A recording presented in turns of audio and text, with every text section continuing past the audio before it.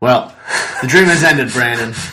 I thought we could make it 31 days without running to this type of movie. Yeah. Santa Sangre.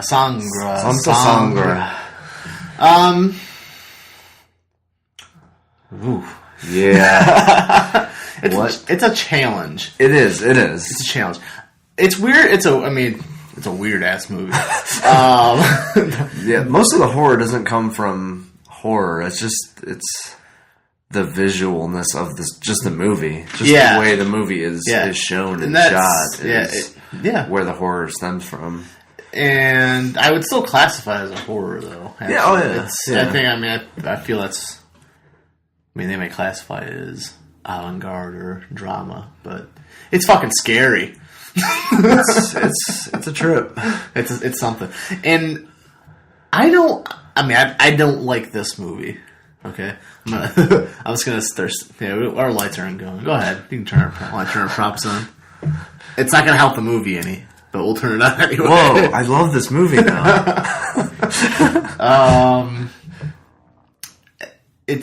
I don't like it, but I'm not gonna call it a bad movie. Yeah, that's kind of where I'm at as well. Yeah. We watched some movies last year that I both disliked and were horrible movies. Yeah. This is not a horrible movie. It's definitely it's well crafted. Yeah, it's an art film. I mean, it's definitely an art house film. Yeah. I'm not even opposed to art house movies. No, I like my fair share of them. I just don't like this one. I don't know if it's because it laid on so thick. I think it was very much, and I think like you said, that's the avant-garde aspect of it. Yeah. It was just very visually experimental and just hey, we're gonna throw this in there because we can, and you make sense of it. That's always the feeling I get from the filmmakers might have. I mean, before I even go, when we looked up on IMDb, that the main character was the director of the movie. That was his film. And his name all of a sudden escapes me. It's Alejandro. No, Alejandro's his dad. His dad's also a filmmaker. Yeah, it's like Alex. It's Axel something. Axel Johan. Joe Dorosky or something. But regardless, so I'm not going to say he didn't intend for certain things in the movie to have meaning. There's lots of just crazy stuff. Yeah. I mean, I'm sure he had some symbolic purpose. Yeah. Like the bleeding nose of the elephant and all this other weird oddities. But, I mean, typical avant-garde fashion is kind of like, we're going to put it out there. And we're going to let you kind of parse or what it means or it doesn't mean, because that's also part of it. And it's, I mean, a lot of times it is... Sometimes it doesn't mean anything. It's art for art's sake. It's visual because it's visual and shocking, and that's all that it's meant to do. Is just be visual and aesthetic. So, but I do have to get credit because it did have. I mean, there was some sort of narrative holding it together very loosely. Yeah, but there was some. I coming away from it feel there's a purpose. There was some purpose to the movie. This movie, all I kept thinking about is that if Alfred Hitchcock was tripping out on some like really, really high grade LSD when he was writing Psycho. Okay. Because it's that whole like the mommy issues and taking the place of your mother to kill people and there's also the idea of like free will too. I mean, he was his mom's hands. Yeah. And that was and at the end he looks up and says, my hands. It says put your hands up. Yeah. And it's like, they are my hands. So I mean, there's stuff. It's just the execution. It turned me the ideas are fine. Whatever. Yeah. They've been done well before. They've done Hitchcock and all that stuff. I was thinking Barnum and Bailey and Lynch Circus had a very Lynchian tone. Oh, definitely, very much so. It made Carnival seem sane. Yeah, and that's no small feat. I really don't have much to say about it. I mean, it was, if you like this type, if this is your thing, this is your scene, it's probably a classic. I mean, I think this is definitely more. It's not a film that's necessarily meant to just be watched for entertainment. No, to enjoy, to just it's not a movie; it's a film. Yeah, it's. I mean, this is definitely something that was made, and it's meant to be studied and really, slow it down. Because I think that was the thing that got me is that. I mean, one, it's kind of late. We're watching this, and I'm a little bit tired. I had a long day, and so I found myself fighting to stay awake through a few scenes just because I was laying down on the couch and it was exhausting. I'm tired, but I think it's one of those movies that it's meant to be taken kind of in pieces and think about it as opposed to a whole. And when you're studying a film, sometimes you have to break it down and take it scene by scene, and really slow things down. I can see that. I think it lends itself more to that, to really see everything that's happening in each scene, as opposed to just being like, oh, okay, I'm watching a horror movie. Yeah. I'm on board with that. Of course, I don't even know if that makes sense because my brain's so tripped out right now. I think this would be better in small doses. This is just a for my taste. And there's scenes that go on. There's some scenes in there I feel like it made its point when he's just playing the piano with his mom on the bench and that kind of stuff. It's like that scene, I didn't clock it, but I mean it's 7 to 10 minutes. That it was a good chunk of film. Yeah, and I think it made its point in the first 2 minutes. So what's going on here? It's just him as a puppet and being manipulated, right. by someone whose dad doesn't even exist. It's just the phantoms that are still haunting him. Favorite scene? I was trying to think about that. I honestly, I guess the one that I would have to pick is, again, strictly for comedy value. There's some funny stuff. I think there's even some intentionally. Definitely.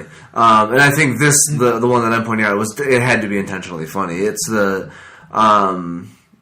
it's seen towards the end with the man-woman thing in their thing, fight. And he does he runs Fighting. And does this double flip in the air, and just lands on. They're fighting a luchador style. It was just that just I was just out of nowhere. That, and I think the scene in the back of the semi where he steps out and then all of a sudden there's just this giant anaconda coming right out of his fly of his pants, and he's and it's as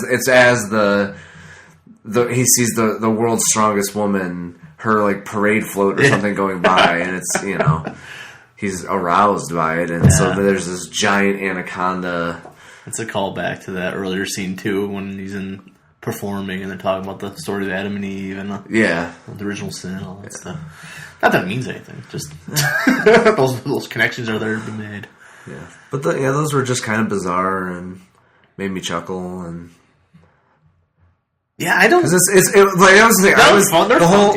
whole movie I was trying to each time something kind of bizarre or surreal would happen, I'd be like, is this my favorite scene? Just because it was such a mind trip with a lot of the stuff that it was cool to watch, but nothing really ends up standing out afterwards, other than the couple times that I laughed. I'm gonna say the end for me. Okay. I guess I didn't expect that movie to have a resolution, honestly. I expected it to just kind of go off and just kind of end and make you try to make sense of it. So I was actually kind of surprised and pleased that there's some sort of bow on it. And that girl too. That girl was haunting to me when she put that mask on. And I was trying to, did she ever speak? No, she was deaf mute. Okay, that's what I thought she was. Okay. And because I was trying to remember back to the beginning, I was like, did she speak when she was a kid? No. And then that's what I thought. Okay. Yeah, she was deaf mute the whole movie. But I thought some of that. I mean, the performances were fine. They were what they were. I mean, they're nothing. I mean, no amazing acting in any way. But it's not really a dramatic. It's more like a kind of a broad piece. Right. You're just, like a circus. Like a circus. This was a piece of performance art. Yeah, absolutely. And actually, that was actually another scene, because it reminds me of, and I'm not going to be able to remember the name of it, but it's a Yoko Ono, one of her performance arts, was literally her standing on stage and with like a pair of scissors, and she would let the audience members come up one by one and cut a piece of her dress off and then take it with them.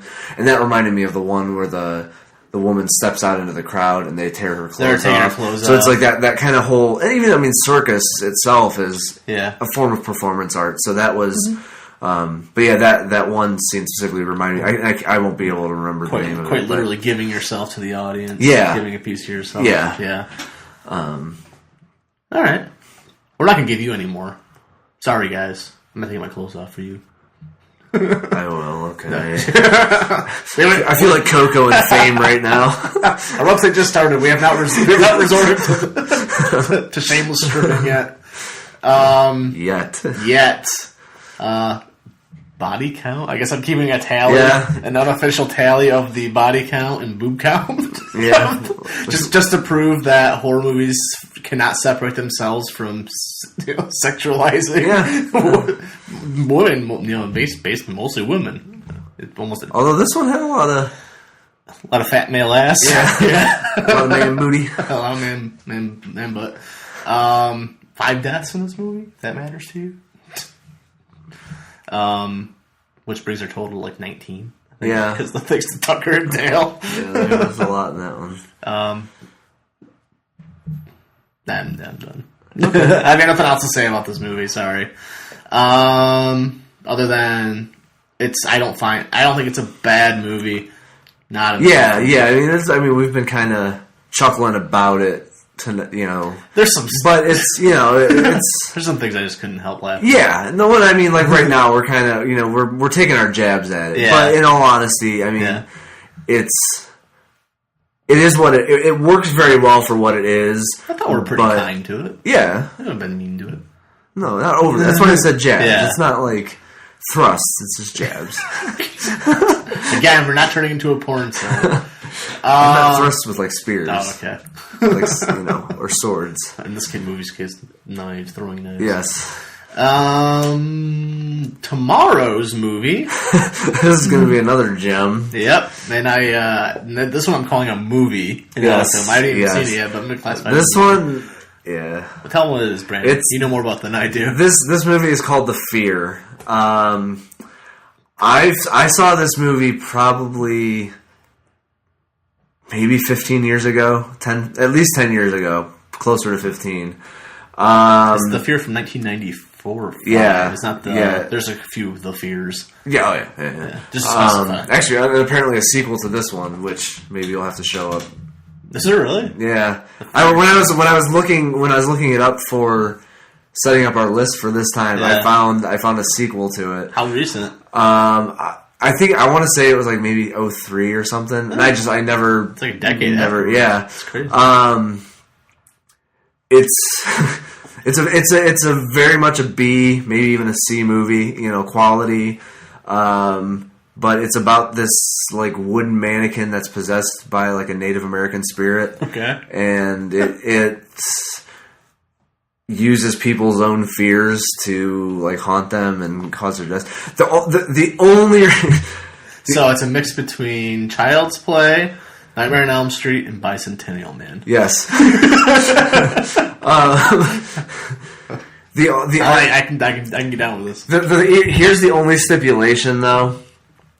You have as bad as this movie probably is. This one is at least kind of bad in a way that you can laugh at it, but you have to watch it through to the end because that's the reason this movie is on here.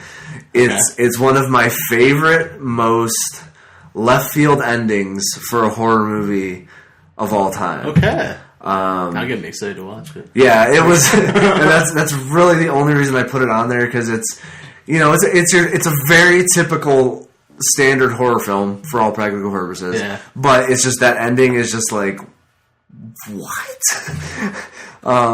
We should specify like how we make this list real quick. Yeah. So we started with like a few movies that we both wanted to see. And movies that we were new movies too that were coming out. So let me talk to Dale. We did. We're doing The Thing later on. The remake that's coming out. The remake of The Thing, or prequel, if you will. Remake. And Chronos, because you saw Chronos. I've seen Chronos, but it's been a very long time, and it's just a really awesome movie. And I've never seen it, so we threw this. So we had three movies in common, and then we basically had 14 each to pad out our own list. Yeah. So for whatever reason, we put movies on there. Yeah. This is because I'm glad it's on there. I'm happy to see it. But that's how we. If you wonder how we arrive at movies, we don't like sit around and like. Yeah, have a list of like the best movies ever made. That's what we did last year, and that's don't kids, don't trust lists. I mean, we'll probably have our fair share of lists on movie creeps. Oh yeah, but you have to understand that that's our opinion. Discover them for yourselves, please, because following someone else's opinion, although kind of a good play. I mean, I probably wouldn't have seen some of those movies, if we hadn't done this last year, right? So that's somewhat has some value to it, but to people having put that on their like 10 best horror movies, we just raised our tastes just do not jive.